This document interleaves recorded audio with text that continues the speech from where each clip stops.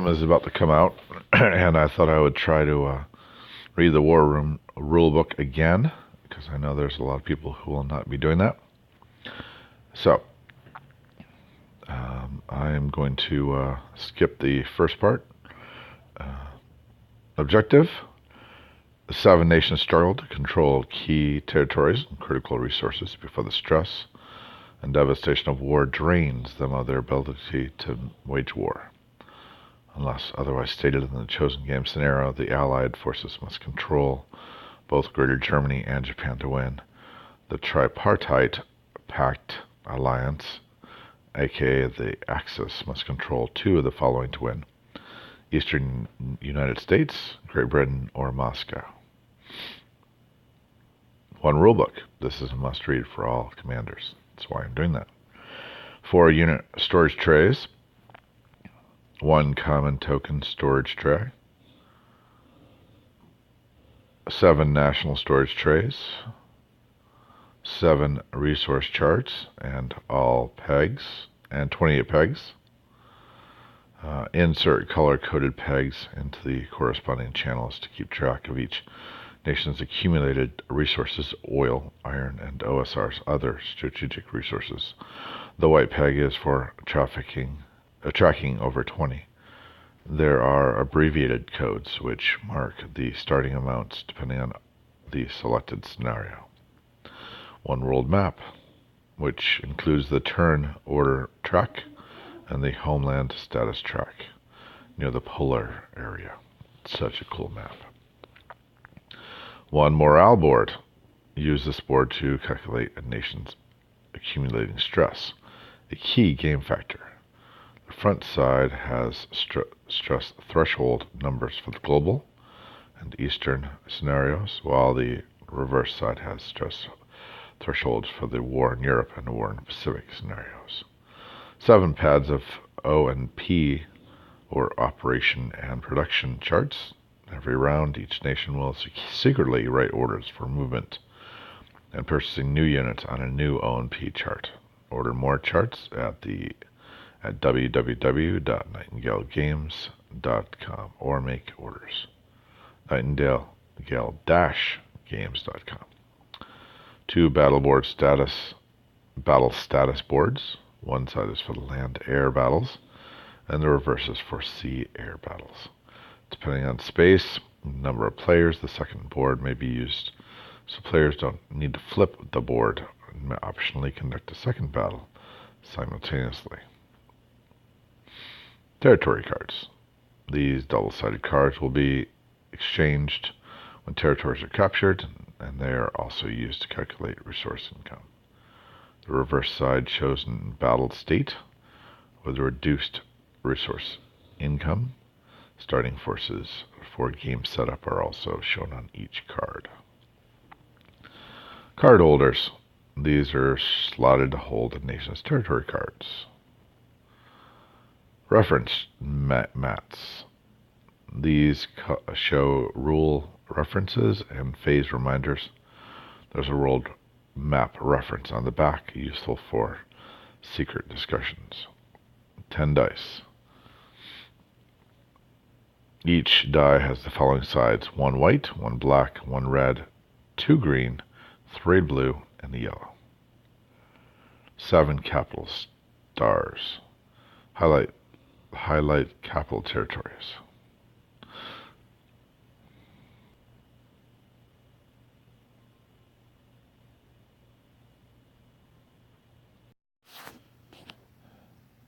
Game components. National flags. These markers are used for the following territories to show control other than originally shown on the world map by color and region. Turn order track. 1 for each nation participating in the scenario required. Use round jumbo flags. Homeland status track. Trans-ocean convoy. Carrier fighter tokens. Battle status board. Command tokens. These tokens rest atop stacks of units, thereby identifying ownership of the stack of the units below and allowing for specific orders. These are piece limited, but may be recycled as needed. Land commands are square, air commands are circle, naval commands elongated hexagon. Command ID, the national flag, symbol, and a number code specify a particular nation's command. The small region ID code and the small colored shape are used for rapid setup. Command stack. A stack of units is capped by a command token. There is a limit of 8 stacked units per command. Command tokens are not units. There are 150 infantry, 80 artillery, and 60 armor. There are 80 fighters and 25 bombers. There are 15 carrier tokens. Blue for the Allies. The backside is red for the Axis. These do not require command tokens nor written orders and launch in a special step. 25 submarines, 35 cruisers, 15 aircraft carriers, and 15 battleships. The units are not piece limited. Use these white tokens to represent 3 of whatever unit is directly below it in the stack.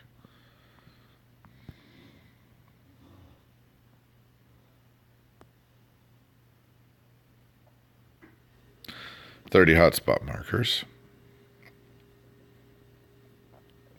These markers will be used on any region that requires a resolution. The flip side indicate an embattled status, ongoing conflict to be continued next round. Also use hotspots during raids and on battle status boards as counters. 20 civilian medals and civilian goods. 20 medals, civilian goods. Medals represent battle achievements and are used on the morale board. The reverse side denotes civilian goods, which are purchased with the resources and can be used to cancel stress. 25 bomb tokens / industry tokens. The bomb side is used in territories to show infrastructure damage due to strategic bombing raids. Use the industry side to mark units under construction. 20 aero tags. These are used to indicate an air command must land during the land air command step in phase 5, refit and deploy. Red for Axis, blue for Allied. They are also used to denote force advantage in battle. 20 stress tokens. These tokens in denominations of 1 and 3 are used on the morale board to represent the punishing effects of war on nations. World map features. There are blue regions with an ID code in large light blue text. It's a C region. Coastal convoy.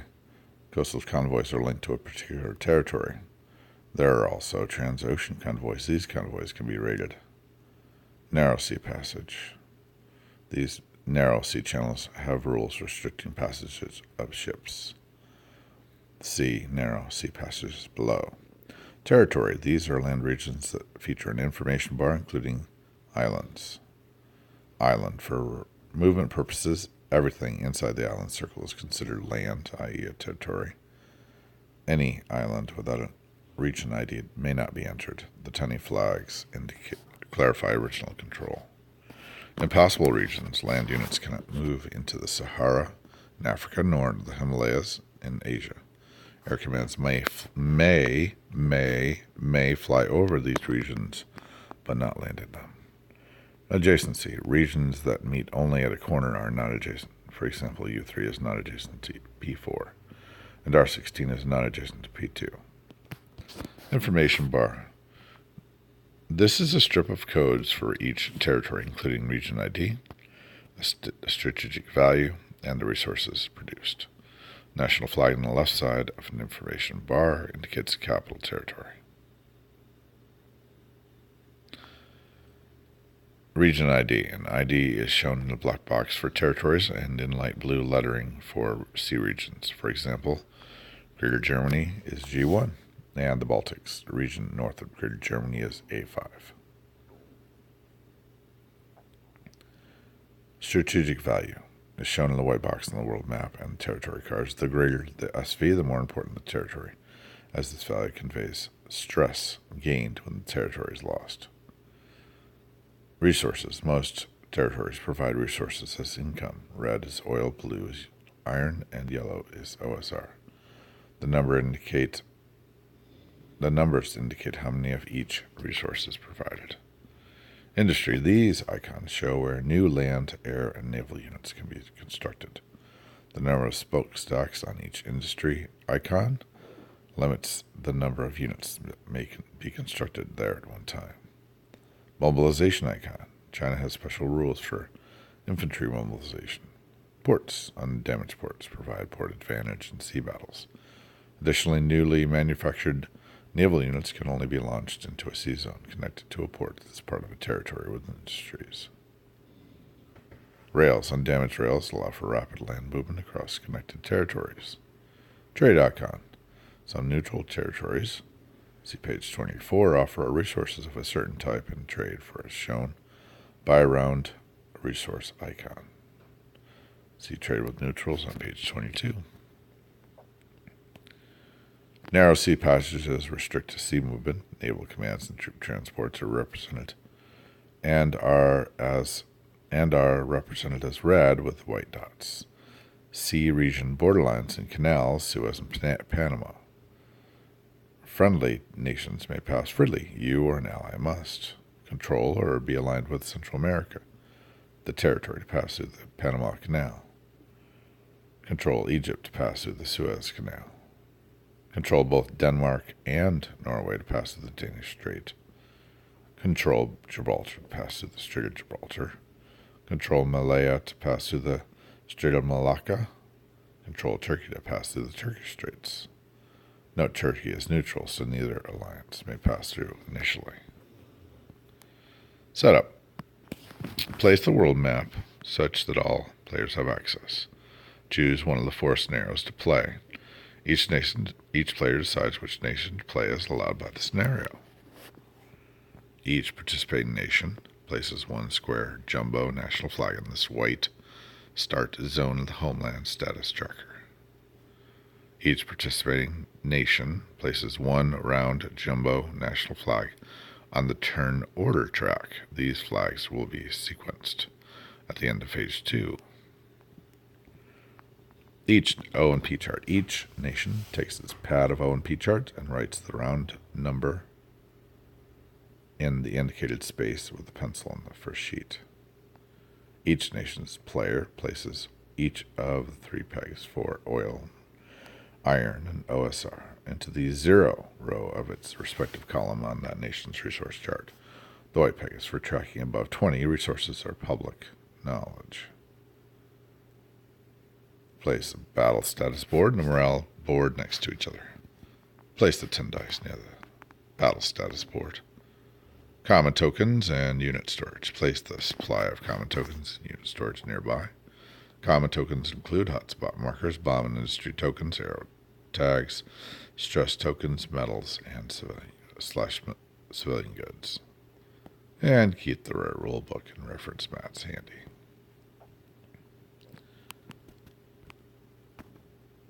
Components. Each player claims the relevant nation's storage tray of components, which include command tokens, national flags, starting territories. Insert territory cards with the resource icons into the slotted card holder, non-embattled side up. For convenience and adding up income during phase 1, direct national income. Place command tokens. Referring to the territory cards with command tokens, place command tokens on the world map according to their indicated region ID. Command tokens without a region ID are not placed during setup, but may be used later. Place units. Units may be set up now, or players may opt to wait, thereby using the rapid setup method. If using the rapid setup, then players need to position units beneath commands only after a given command stack enters battle or needs to be split or merged. If not using the rapid setup method, place land and air units on the designated types beneath each command token to form a command stack now. Place naval units beneath the command tokens in the indicated sea regions. Place the storage trays of remaining units nearby. Note, some territory cards call for units from two nations. For example, the territories of Great Britain starts the game with both British forces and U.S. forces. The Solomon Islands is the only region to begin the game with opposing alliances both present. Choose the phases and officers. Choose a player to be the scheduling officer. This person is responsible for keeping the game moving. For more regulated play, see officer's role on page 29. Each round of play has 7 phases. Number 1, direct national income. 2, strategic planning. 3, movement operations. 4, combat operations. 5, refit and deploy. 6, morale. And 7, production. Phase 1, direct national income. Important terms. Territory control. The nation that owns the territory has control of the territory. Sea regions are never controlled. Alliance. Alliance refers to which side you're on. The Allied forces or the Axis. Friendly. Nations of the same alliance are friendly and can never attack each other or themselves. This also applies to neutrals aligned with that alliance. The term friendly can apply to territories and units if they belong to you or a friendly nation. Enemy. Territories and commands of an opposing alliance or neutrals aligned with an opposing alliance are described as enemy. Standard neutrals are neither friendly nor enemy enemy until invaded. Unit categories. Each unit category, land, air, and sea, has its own dedicated shape: square, circle, or elongated hexagon. Unit type. Unit type refers to the specific color within its category. For instance, green armor, blue artillery, yellow infantry. Active region. This refers to any region that has a conflict in need of resolution. This could be due to opposing forces sharing a territory, convoy raid, or even an invasion of an empty territory. See garrison forces on page 15. A hotspot marker is placed in the region during phase 3 movement operations and should be either flipped to the embattled side or removed after the conflict is addressed during phase 4 combat operations. There should be no hotspots showing by the end of phase 4 combat operations. And battle regions. After a battle, if opposing commands still share a sea region or territory, it becomes embattled.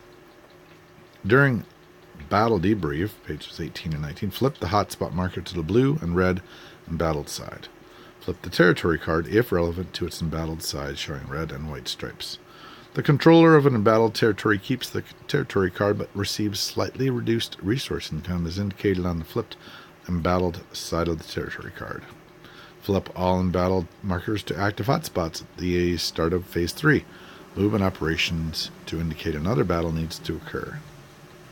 The territory card will remain flipped to its embattled side until the territory is no longer in conflict.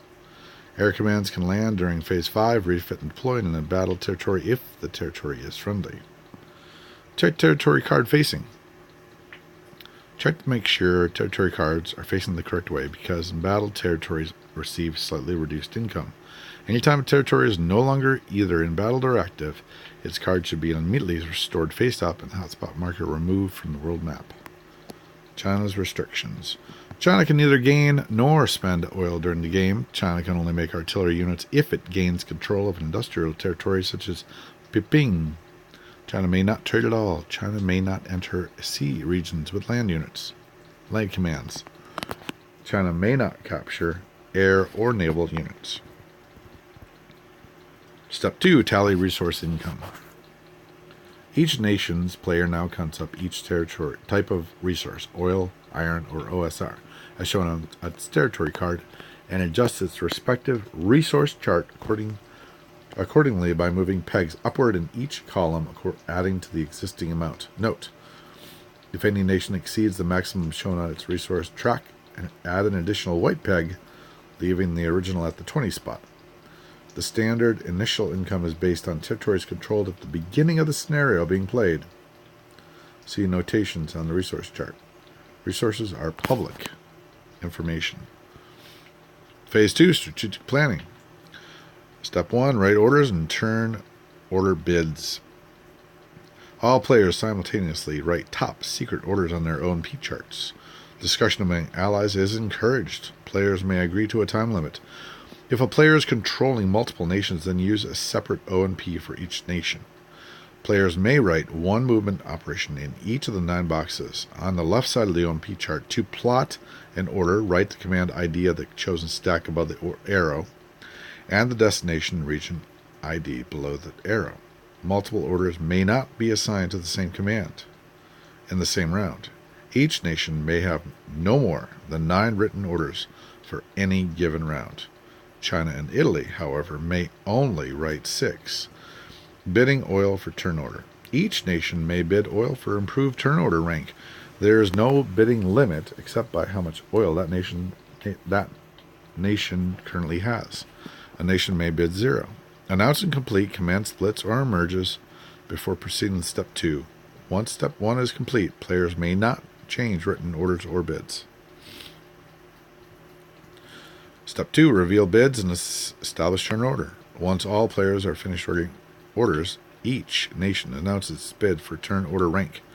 The nation that bid the most oil, as written on its O&P chart, will be first to choose any opening turn order slot, and so on, first through last. Draw national flags randomly to break ties, including bids of 0. Place the national flags in the appropriate slots on the turn order chart located near to the homeland status track as each nation's rank is determined. Turn order rank becomes the universal tiebreaker when not otherwise specified.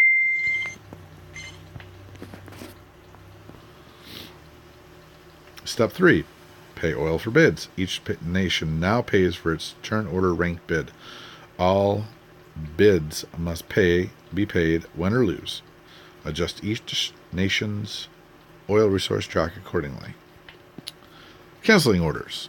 A nation may opt to cancel any order during its turn in Phase 3, movement or operations, or an order might be auto-canceled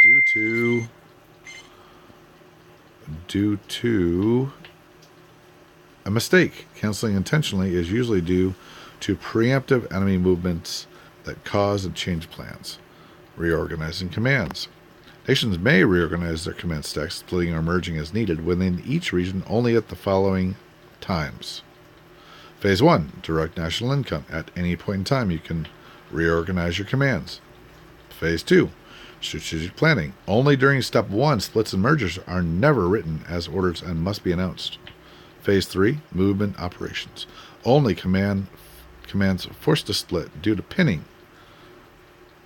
Such commands may only split once, i.e. it may not split into 3 or more commands. See pinning on page 10. Phase 4, combat operations only during battle debrief and within the active region.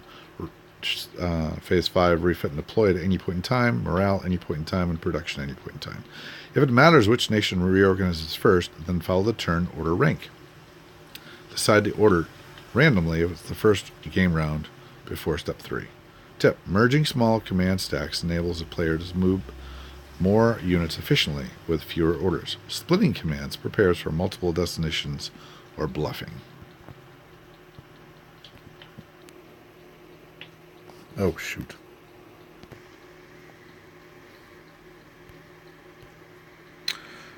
Pinning. Land or naval unit commands trying to exit a region containing enemy land or naval units must leave behind an equal number of units as the enemy units present within that category. Within the region, units belonging to any ally are always used to satisfy this requirement first. Any excess number of units not needed to match the enemy pinning must continue per written order to the original destination if possible. Unless the order is fully canceled, the owner places a new command token on the pinned forces, which remain behind. So we see an example: plotting land units. Land commands may move to one adjacent territory, except impassable regions, or any distance along a friendly connected rail path with the following restrictions. Rail movement is implied if the destination is not adjacent. As such, no special notation is needed. If moved by rail, land commands may not enter an enemy-controlled territory or non-friendly neutral territory, even if empty of enemy units. In short, a nation may not invade by rail. Also, they may not enter any territory with enemy land units present, even if the territory is controlled by friendly forces. Territories with bomb tokens also prevent rail movements into and out of that region. Any such obstructed land commands with orders to move beyond an adjacent territory by rail must cancel its order entirely. It may not make a partial move to the obstruction. Land commands may exit a friendly territory, but not enemy territory, by rail per normal pinning rules, following all rules above. If a part of the path is in a territory controlled by a nation in the yellow zone or worse. See page 21. Land commands are considered troop transports. While being transported at sea, troop transports can move up to 2 regions only if both the first and second move end in a sea region. When going ashore, they can only move to one adjacent territory. Troop transports during battle. Troop transports do not participate in battle while at sea and are sitting ducks. Any troop transport will be sunk at the end of a battle, or if there was no battle, if enemy air or naval units remain in the region and no friendly air or naval units survive to defend them. If both nations' naval and air forces are completely destroyed in the region, the troop transports on both sides survive. Troop transports do not affect enemy troop transports. Pinning. Troop transports never pin other troop transports or enemy naval units. Troop transports never contribute to offset an enemy pin that would allow friendly naval commands to leave. Land unit pinning rules apply if troop transports have orders to enter a sea region from land. Troop transports, regardless of their number, are pinned by enemy naval units that are unmatched by friendly naval units, with the exception below. Pinning exception. Troop transports may ignore pinning if they have written orders to move ashore to a adjacent friendly controlled territory, regardless of embattled status. Again, I want to read that pinning exception. Troop transports may ignore pinning if they have written orders to move ashore to an adjacent friendly controlled territory, regardless of embattled status. Air commands may initially move 1 or 2 land-sea regions. During Phase 5, refit and deploy air units that were moved or participated in battle, as marked by arrow tags, will be able to again move up to 1 or 2 regions to safely land. Pinning. Air commands cannot pin nor be pinned. Plotting naval commands. Naval commands may move 1 or 2 sea regions. If there are multiple routes, a player chooses the path during Phase 3 movement operations. Specify only the destination region with orders. Pinning. Naval commands may pin enemy naval units or troop transports. Phase 3 movement operations. Step 1. Flip embattled hotspots. Flip all the embattled hotspots from the previous round to the active side. Resolve movement in turn order. Each nation takes its turn resolving or canceling all 3 rows of its written orders on the OMP chart for the round. Typically, an opponent reads the active nation's orders while the active nation's player moves the commands on the map accordingly. The OMP chart is always read from left to right and from row 1 to row 3. All orders must be moved as written or cancelled. After all nations have taken their turn, proceed to Phase 4 combat operations. Tag air commands. Place arrow tags, red for Axis, blue for Allied forces, atop air commands as they are moved or participate in combat this round. Only air commands with arrow tags can be moved during the land air combat air commands step in Phase 5 refit and deploy. Canceling orders and resolving illegal orders. A nation may opt to cancel any of its orders by drawing a slash to the order and announcing cancellation. If an air command's order is canceled, the air command is not assigned a landing tag unless it participates in combat. Partial cancellations are not allowed. During this phase, all players may review the active player's written orders for illegal orders. Illegal orders must be cancelled. If a single command is given more than one order Only the first one is executed. Partial movements are not permitted except as noted. Units being pinned. Pinning is not considered optional for either party. Permission from allies is never required for pinning. Narrow sea passage restrictions are not optional for enemy commands, i.e. the controller may not allow the enemy to pass.